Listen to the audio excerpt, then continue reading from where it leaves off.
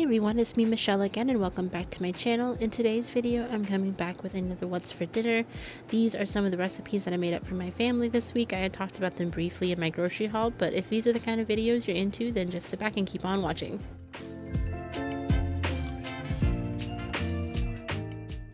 To start off, I'm going to be doing some stuffed peppers. I'm using the Spanish rice mix and I'm just throwing it in my rice pot. I cook it on the white rice setting. But I'm adding the box and then the seasoning that it comes with, a can of Rotel tomatoes or the Walmart brand because we're not fancy over here. And then I'm going to put the 2 cups of water in and just set it to cook.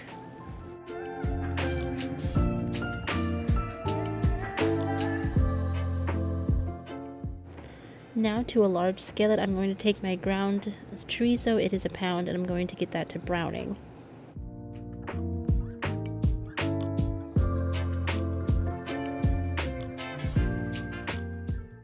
After my meat is brown, I'm going to take the rice that I just made, I'm going to put it back into the pan and I'm going to mix everything together. I kind of want to get a toastiness and take out some of the extra liquid that's still left from the cooking process out of the rice.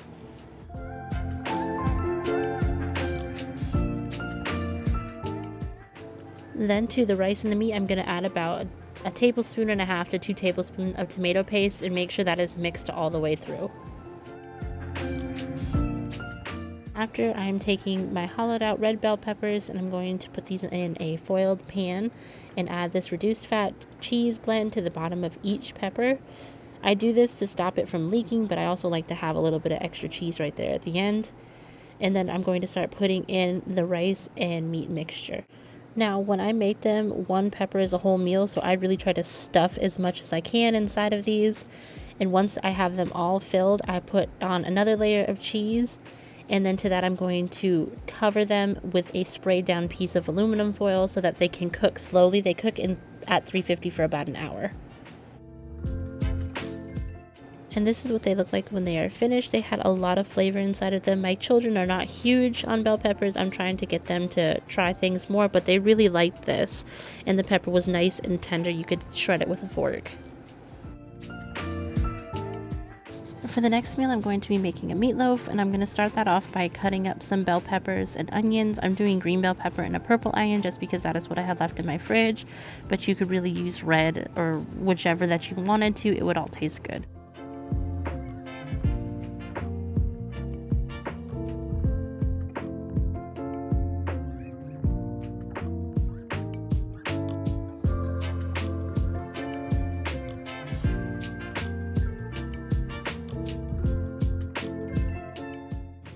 Then I'm going to add about a tablespoon of butter and get that melted down into my pan. And then I'm going to add in my bell pepper and onion. The goal is to cook it just enough so that it is starting to get tender, but you don't want to completely cook the life out of it. Like, you still want a little bit of texture, but you don't want to feel like you're biting into a raw piece of bell pepper.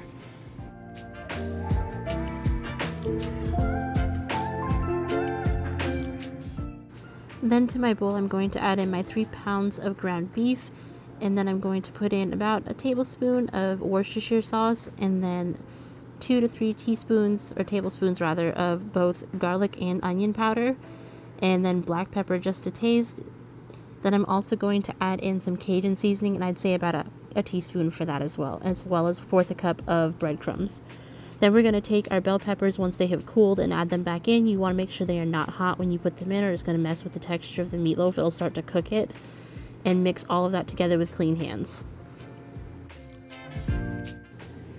Then you're going to add your mixed meatloaf back to the pan and you're going to form a loaf. I baked this at 350 for about an hour because it's a lot of meat, but about halfway through, you're going to take it out and you're going to add in your ketchup. This is the way we've always made it. I really like it, but I like to make it bake for a little bit longer so it gets that nice glaze on the top. Now for the side, I'm going to make some twice baked potatoes. I cooked these potatoes, or baked them rather, in the microwave for the first time just because I was in a hurry. It was starting to get late. So I'm taking all the baked insides out and I'm going to put those into a bowl.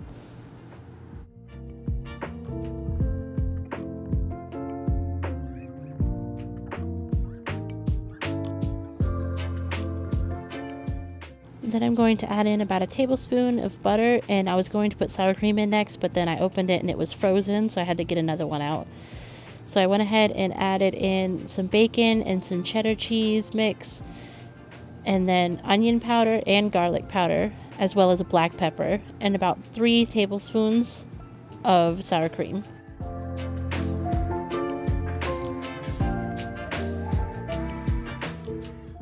And then I'm going to mix it up. I'm using my hand mixer. It only has one beater in it at the moment just because I've had several different hand mixers and I've never parted with the actual beater, so I couldn't find the right size one for this mixer. I don't know, it works. And then I'm going to take the mixture and put it back into the original potato skins, and I'm going to slightly overstuff them. I serve half of these as one, but really you can eat as much of them as you want to.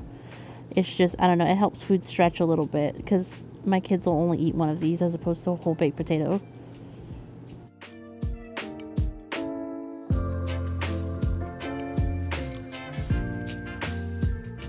Then I'm also going to top them with some more shredded cheese before I put them in the oven. I put these on the air fry setting, so I think that's 425, and I let them air fry in the oven for about 10 minutes.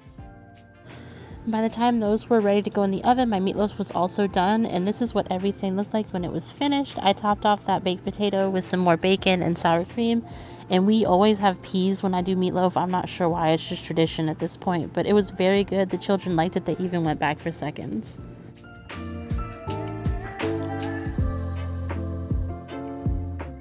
And that is all for today. Thank you so much for watching, and if these are the kind of videos you like to see, then let me know in the comments below, and I will see you guys in the next one. Bye!